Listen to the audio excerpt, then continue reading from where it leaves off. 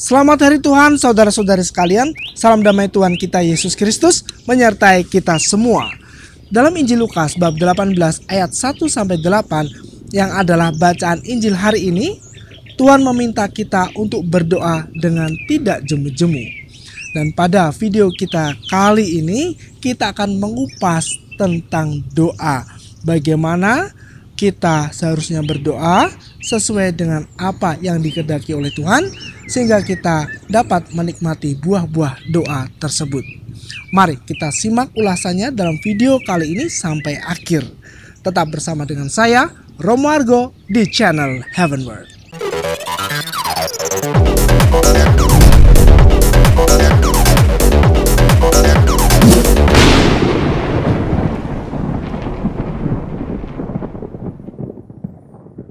Saudara-saudari yang terkasih, doa merupakan sesuatu yang tidak asing lagi bagi kita. Bahkan seringkali doa dijadikan ukuran kekudusan seseorang. Maka seringkali kita menganggap orang yang banyak berdoa adalah orang yang kudus. Namun, bagaimana berdoa seperti yang diinginkan oleh Tuhan, sehingga kita dapat memperoleh buah-buah dari doa itu sendiri? Yang pertama adalah kita harus berdoa dalam nama Tuhan Yesus. Tuhan Yesus sendirilah, saudara-saudaraku, yang meminta kita untuk berdoa di dalam namanya. Dalam Injil Yohanes bab 16 ayat 24 dikatakan sebagai berikut. Sampai sekarang kamu belum meminta sesuatu pun dalam namaku. Mintalah, maka kamu akan menerima, supaya penuhlah sukacitamu.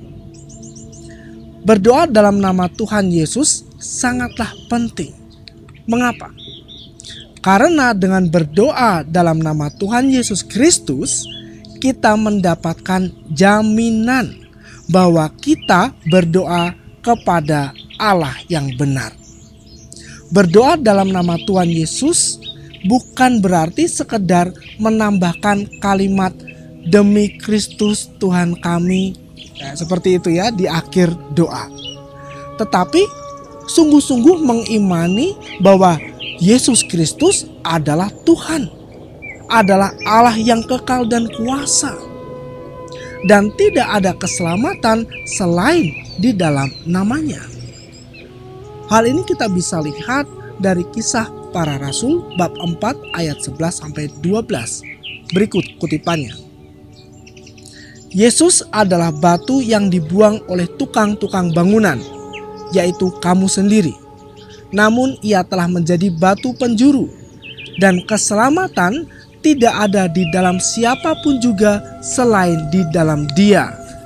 Sebab di bawah kolong langit ini tidak ada nama lain yang diberikan kepada manusia yang olehnya kita dapat diselamatkan.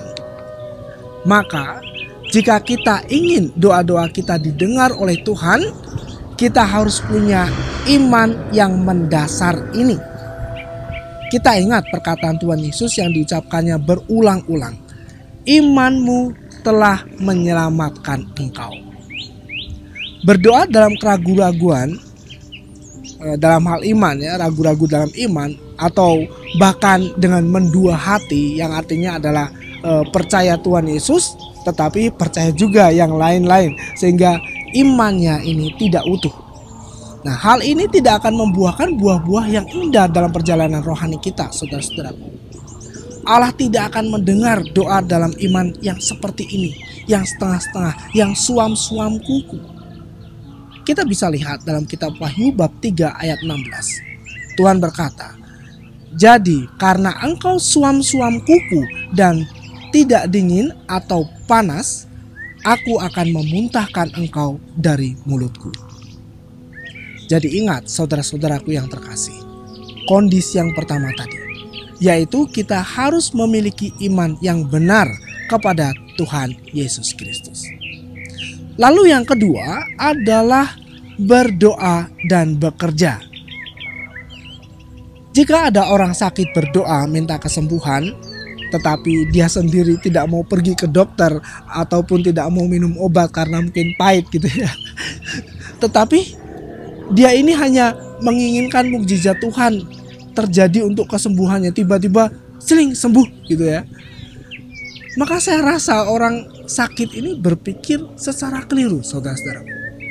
Atau contoh lain, jika ada orang yang setiap hari rajin berdoa supaya kelak masuk surga, tetapi hidupnya sendiri tidak berubah, tidak bertobat, maka doa-doa itu hanya menjadi seperti bualan mimpi saja.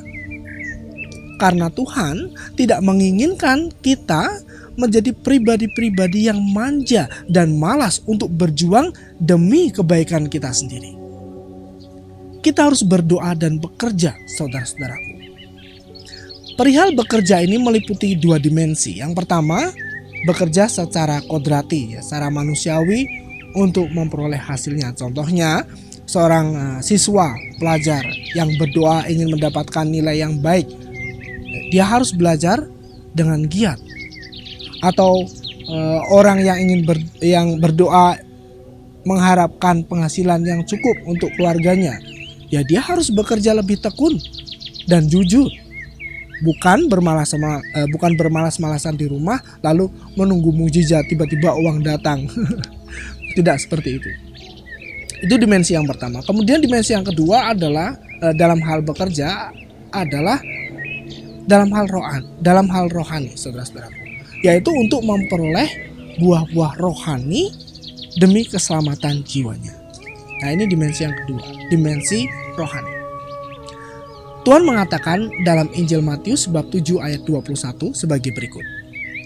Bukan setiap orang yang berseru kepadaku, Tuhan, Tuhan, akan masuk ke dalam kerajaan surga, melainkan dia yang melakukan kehendak Bapa-Ku yang di surga.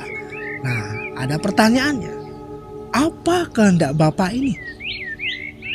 Kita bisa melihat jawabannya yang sudah terpampang jelas dalam Injil Yohanes bab 6 ayat 40 sebagai berikut. Sebab inilah kehendak Bapa-Ku, yaitu supaya setiap orang yang melihat Anak dan percaya kepadanya beroleh hidup kekal, dan supaya Aku membangkitkannya pada akhir zaman. Tidak cukup sampai di sini saja, saudara-saudaraku. Tidak hanya percaya saja. Karena apa? Karena setiap orang yang percaya kepada Tuhan Yesus akan menaati perintah Tuhan Yesus untuk hidup dalam kasih. Maka jika kita berdoa terus-menerus tetapi hidup jauh dari kasih, maka bagaimana Tuhan akan mendengarkan doa-doa kita, saudara-saudara? Kalau kita percaya, ya kita harus buktikan hidup dalam kasih, berdoa dan bekerja. Kemudian yang ketiga adalah berdoa dengan tidak jemu-jemu.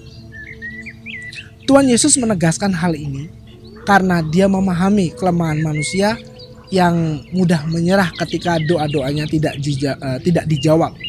Dan dia memberikan perumpamaan seorang hakim yang tidak takut akan Allah dan seorang janda. Dalam perumpamaan ini hakim yang lalim, ya tadi hakim itu lalim. Dia tidak takut akan Allah dan tidak menghormati siapapun. Hakim yang lalim saja luluh karena kegigihan janda ini. Terlebih-lebih lagi Tuhan yang maha adil, yang merindukan anak-anaknya untuk datang kepadanya dengan iman. Dia akan membenarkan orang-orang pilihannya yang siang malam berdoa berseru kepadanya.